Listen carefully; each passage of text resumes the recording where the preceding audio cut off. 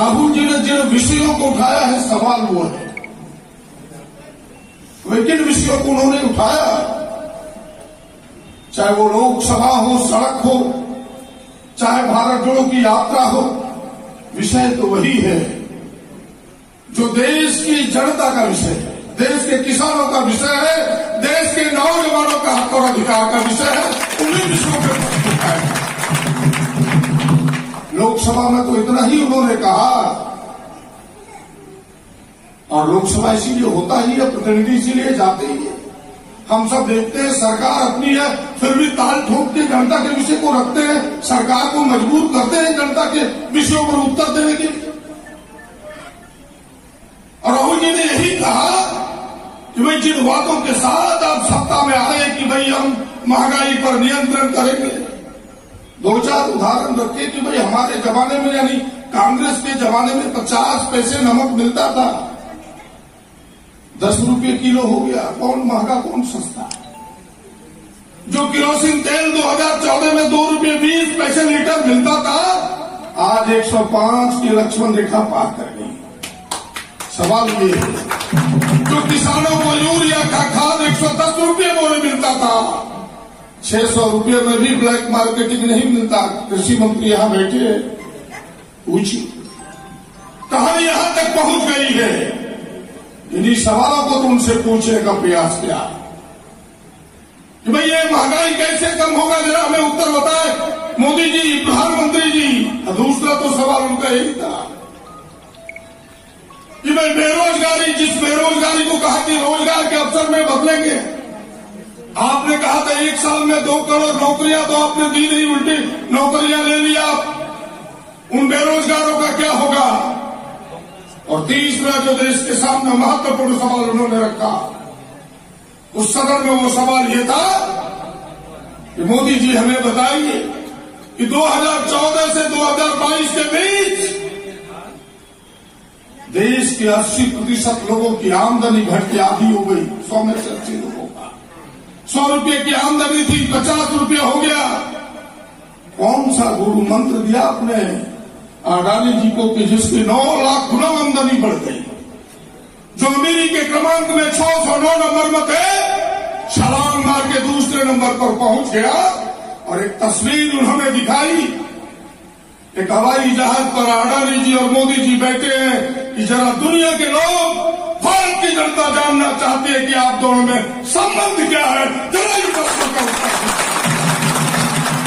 तो पूरा गवाह है।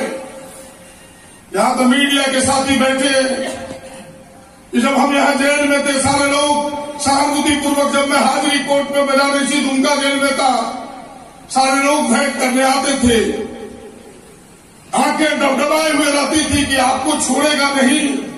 पहले छोड़ेगा, उसका बाप जरा लड़ने दो और जरा दम से हमें लड़ने दो। छोड़ेगा जरूर, समय वक्त लगेगा। आप सब गवाह है कि क्या नहीं किया अडानी के लिए भारतीय जनता पार्टी ने। झारखंड और संथालपना से बड़ा प्रमाण कोई हो नहीं सकता।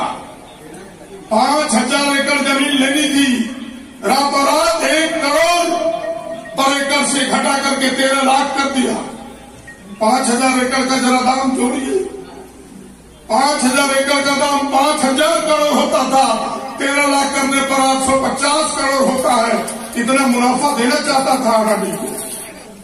मैं तो संथालपना की जनता को बधाई देना चाहता हूं, हृदय से आभार व्यक्त करना चाहता हूं तमाम नेताओं को कि जिन्होंने इस लड़ाई में साथ दिया। इन मीडिया के बंधुओं को, हमें ऊपर मीडिया बिका हुआ हो, लेकिन वहां उस समय मीडिया बिका हुआ नहीं था। सब लोगों ने मेरी बात को तरजीह दिया था।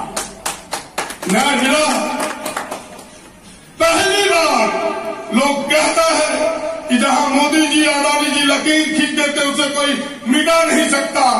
झारखंड की जनता, संथालपना जनता ने अपने आंदोलन के बल पर बता दिया कि तुम्हारी लक्ष्मण रेखा को भी हम मिटा सकते हैं और फिर से किसानों को काम देना पड़ा। आप तो पूरे गवाह हैं। मैडम भाइयों, इतना ही नहीं, आरक्षण को ओबीसी को शून्य कर दिया। मैडम भाई, जरा पूछिए भाजपा के लोगों से, मैं उसके इतिहास को उधेड़ना चाहता हूं कि 23 अक्टूबर 1990 बीपी सिंह से भारतीय जनता पार्टी ने समर्थन क्यों वापस लिया था, जरा पूछिए उनसे। इसलिए समर्थन वापस लिया था कि मंडल कमीशन बीपी सिंह ने लागू किया था ओबीसी को पूरे देश में 27% आरक्षण का। और माननीय अध्यक्ष हुए बिहार में भारतीय जनता पार्टी ने समर्थन वापस ले लिया, मंडल के ऊपर कमिश्नर को हावी करने का प्रयास किया। उनका तो इतिहास ही यही है कि जनता के हितों को दरकिनार कैसे किया जाए, जनता के हितों को दफन कैसे किया जाए। क्या ओबीसी का आरक्षण शून्य 2001 से भारतीय जनता पार्टी का निर्णय नहीं है? अगर इस सरकार की होती शून्य करने का, हमें उनसे पूछिए